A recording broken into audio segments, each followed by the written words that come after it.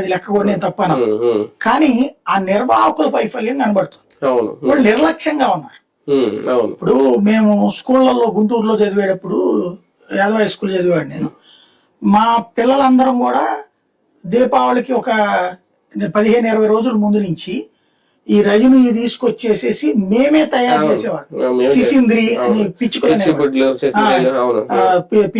చిచ్చుబుట్లు ఒకటి చేసేవాళ్ళం, అతాబ్లి అని మేమే చేసేవాళ్ళం.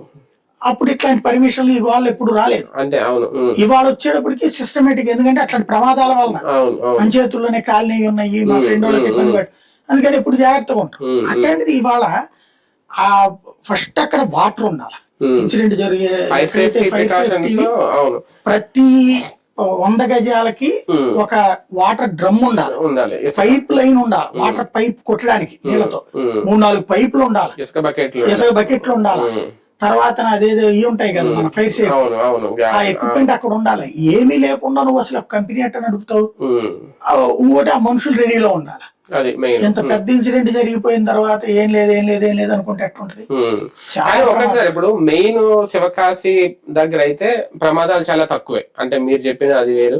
ఈ మా గోదావరి జిల్లాలో జరుగుతుంటాయి అంటే, కానీ అన్నిటికీ హెడ్ శివకాశి అంటే చాలా ఎక్కువ స్థాయిలో జరుగుతుంది. అంటే ఇక్కడ కూడా ఎక్కువే, ఇది అన్అఫిషియల్ అయ్యి ఉండొచ్చు, అది అఫిషియల్.